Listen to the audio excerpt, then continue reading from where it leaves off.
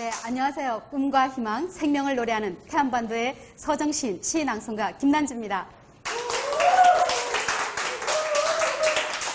글로벌 비전과 실력, 인격, 헌신이라는 마인드로 대한민국의 인재 강국을 위해서 열심히 강의 활동을 하고 계시는 우리 한국 강사계 별들을 한 자리에 뵙게 되어 무척 기쁘고 반갑습니다.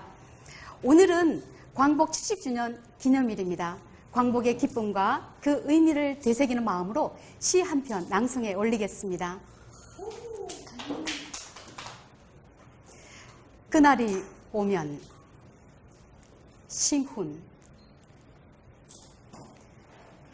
그날이 오면은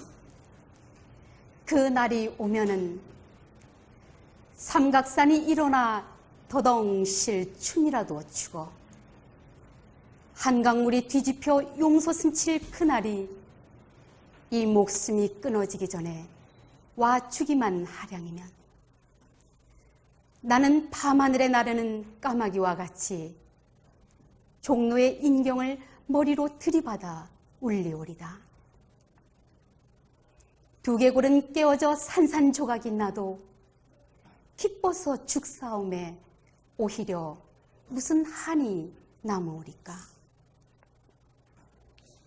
그날이 와서, 오 그날이 와서 육조 앞 넓은 길을 울며 뛰며 뒹굴어도 그래도 넘치는 기쁨에 가슴이 미어질 듯 하거든. 드는 칼로 이 몸의 가죽이라도 벗겨서 커다란 북을 만들어 들쳐매고는 여러분의 행렬에 앞장을 서오리다. 우렁찬 그 소리를 한 번이라도 듣기만 하면 그 자리에 거꾸러져도 눈을 감겠소이다.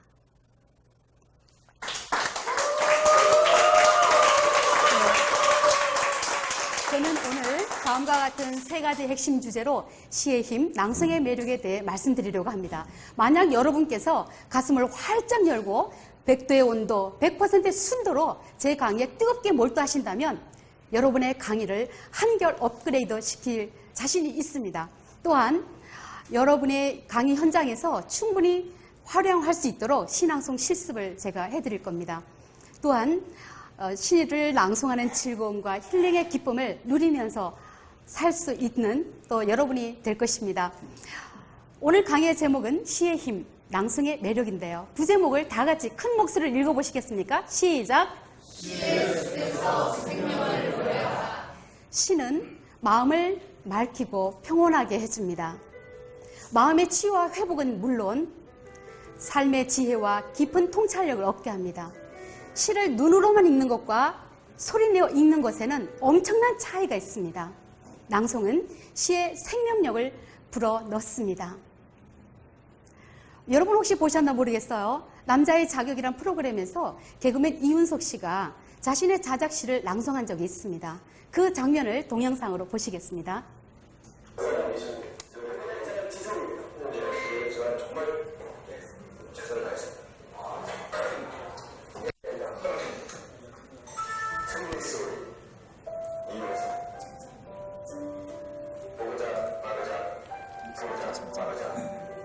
아버지는 틀을 볼 수가 없다. 헐값이라 헐거워진 틀이다. 보고자 막으자 보고자 막으자 보고자 막으자 보고자 막으자. 소리가 커지면 내 방문 앞이다. 은퇴한 아버지는 말이 고프고 퇴근한 아들은 말이 고달프다.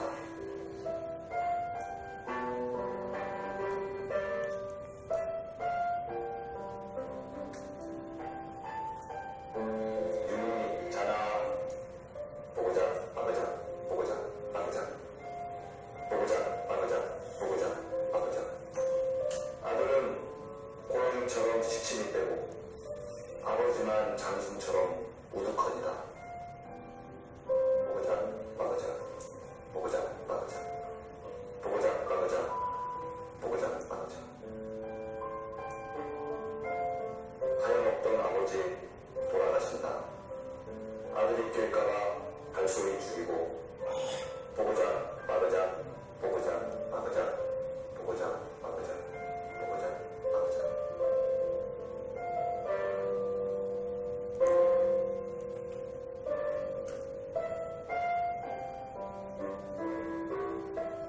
아버지는 가셨다.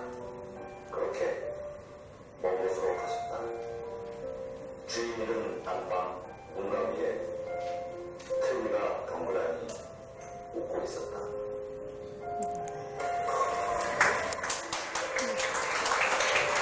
네, 어떻게 들으셨어요? 정말 감동적이지 않나요? 이렇게 활자화된 시를 소리로 표현했을 때 그 시는 낭송자에 의해서 새로운 생명으로 재창조됩니다.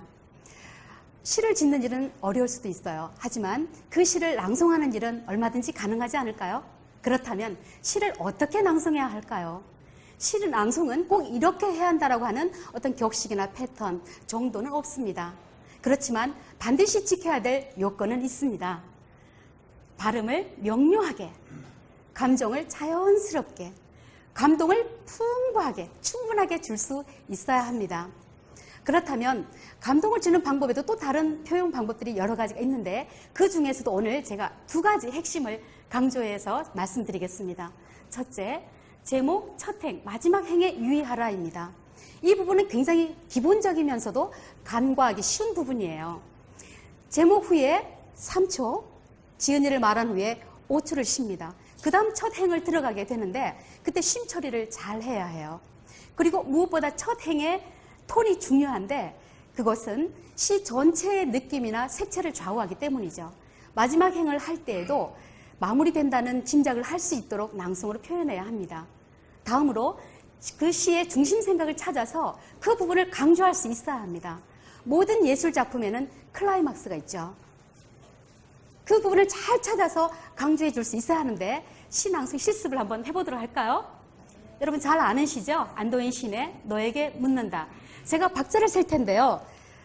마지막 특히 부분에 밑줄 친 데를 감정을 더 표현을 열심히 잘 하시고요. 또 크게 천천히 해주시면 되겠습니다. 준비 시작. 너에게 묻는다. 안도현. 연탄재 함부로 발로 차지 마라.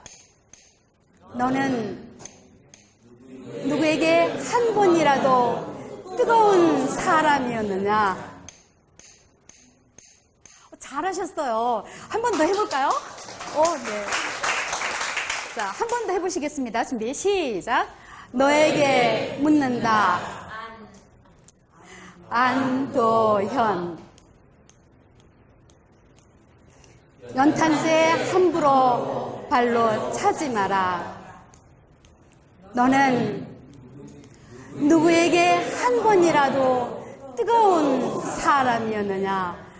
제가 앞에서 보니까요, 정말 최고로 잘하시는 분이 계세요. 앞자리에 계신 우리 선생님. 네, 감정 표현을 정말 잘해주셨습니다. 세 번째 핵심입니다. 생활 속의 낭송 문화를 만들라. 저는 16년 전에 시인이 되었습니다. 등단 후 한국순수시 낭송회에 가입해 활동하면서 낭송에 대한 관심을 갖게 됐습니다.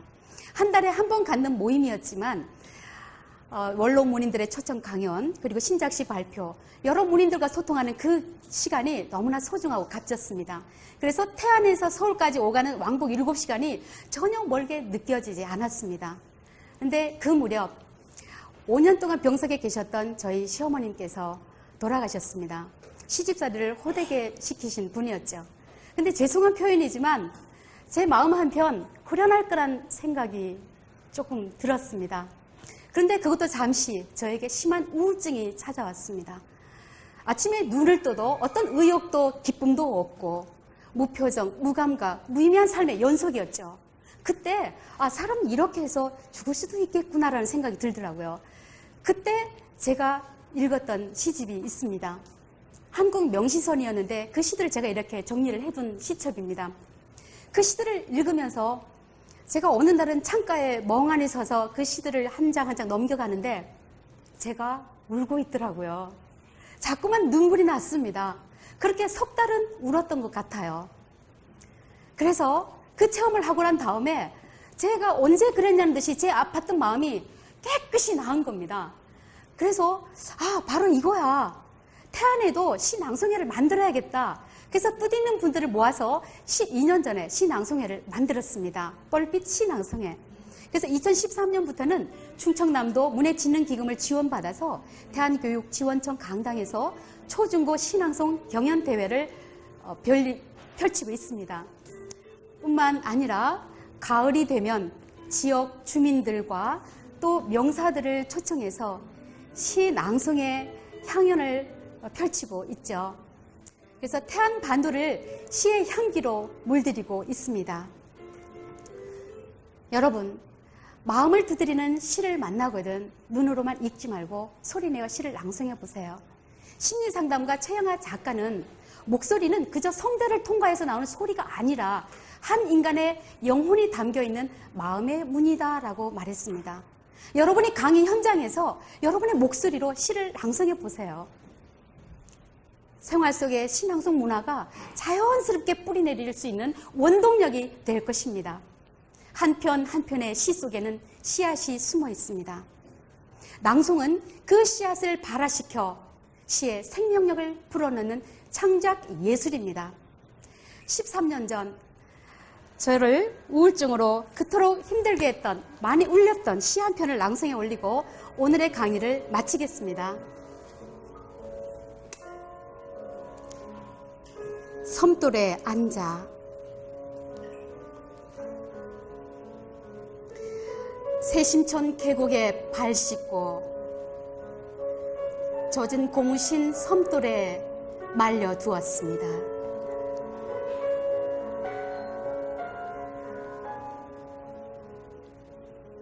고무신이 마르는 동안 47에 혼자 되어 동동거리며 사신 어머니 때 묻은 코고무신을 떠올렸습니다.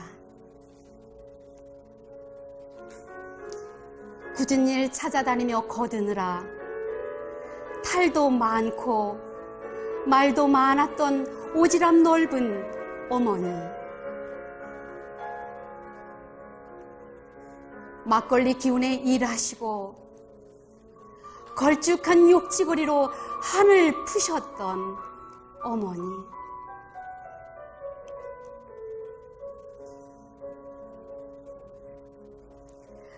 고된 시집살이 때문만은 아니었는데 그땐 왜 그리 어머니가 밉고 어머니 신던 고무신도 덩달아 미웠던지요.